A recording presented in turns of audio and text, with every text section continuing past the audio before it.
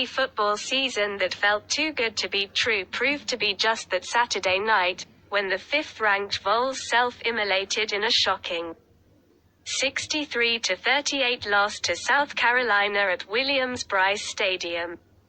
Gamecocks quarterback Spencer Rattler, who entered Saturday's game with 8 touchdown passes and 9 interceptions this season, completed 31 of 38 passes for 438 yards and 6 touchdowns against a Tennessee defense that catapulted the Vols out of the chase for a national championship. Tennessee tried pressure. It tried sitting back. It tried man. It tried zone. It tried everything but covering and tackling. Any small sliver of doubt that existed disappeared in most cruel way. Imagine with 11 minutes, 38 seconds left, when the Vols trailed 49-31 and senior quarterback Hendon Hooker, arguably the best player in college football this season, went down with a non-contact knee injury and crumpled to the ground. The pain caused Hooker to lose the ball just before his knee hit the ground, and officials correctly ruled it a fumble after watching the replay, but none of that mattered in the moment. Not really. Sports are the best and the worst, the most generous and the most cruel, the most fair and the most unfair.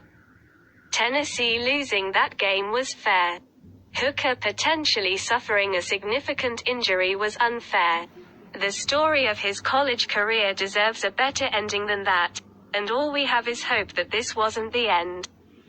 The result of this game, though, fair. Tennessee's offense was erratic, but by definition that means some things went well. Scoring 38 points should have been enough to beat South Carolina twice. It would have been enough to beat the Gamecocks 6 times last week in Gainesville. It's difficult to fathom anything, even in hindsight, that will render that defensive performance excusable. That result against that offense is inexcusable. When Plan A didn't work, Plan B should have worked. Failing that, a Plan C should have worked.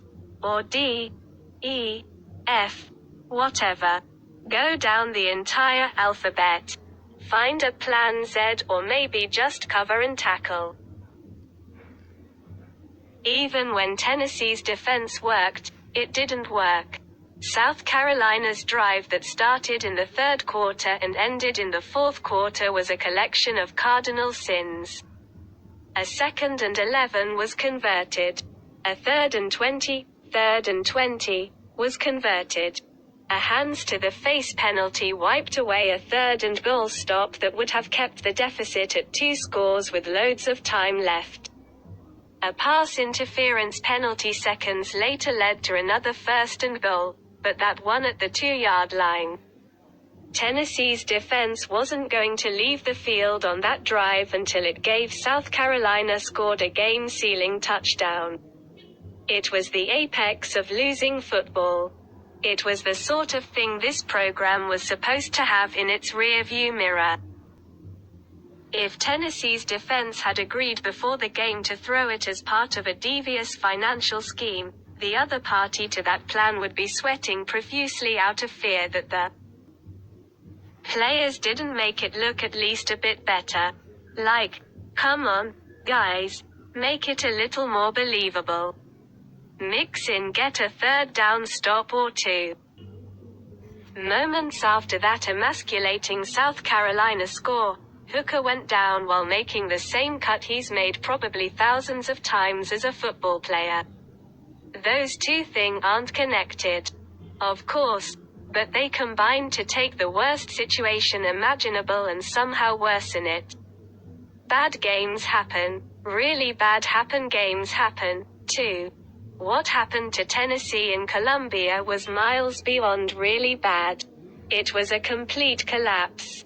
Tennessee didn't just lose. It got obliterated. It was a 22-point favorite that lost by 25 points. Now the question for second-year Tennessee head coach Josh Heupel is simple to ask but much more difficult and perhaps even painful to answer. How did this happen to my defense? And what needs to be done to fix it? No option should be off the table, and no position above reproach or adjustment. A complete dissection of that debacle is completely necessary. Knee-jerk reactions aren't helpful, and Heupel, a level-headed man, knows that.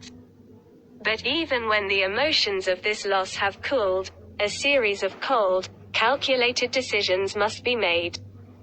Tennessee's defense took a potentially special season and wrecked it.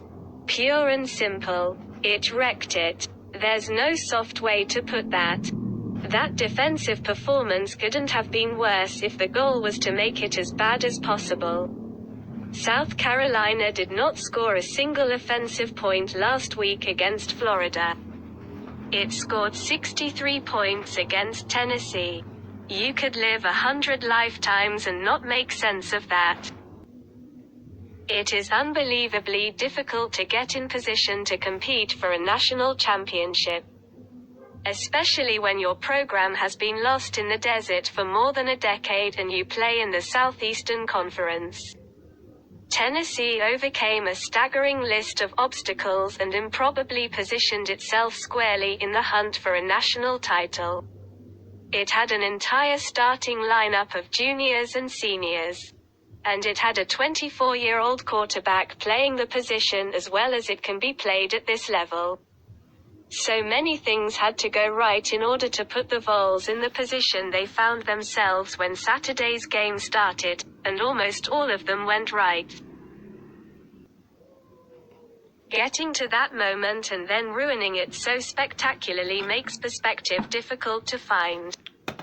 There's no way to know when Tennessee will again head into the penultimate week of the regular season with a national championship remaining a realistic possibility. Maybe it'll be next year. Maybe it'll be a few years. Maybe it'll be a decade. Maybe even longer. There's no way to know. All we know is that Tennessee had that goal within its grasp Saturday and now it does not. And that it has only itself to blame. A 9-2 record heading into the regular season finale at Vanderbilt is something every reasonable Tennessee fan on earth would have graciously accepted in August. Now it feels like a failure. That sounds so harsh, but it's the truth. Getting housed by also-ran South Carolina was an abject failure on every level, but specifically the defensive level.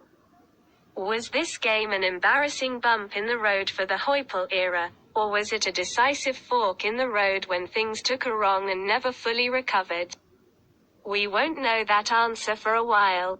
But to even be sitting here openly, and fairly, pondering that question is a reflection of what this loss means. National championship chase? Gone. Hooker's Heisman Trophy campaign? Gone. Everything else? We'll see.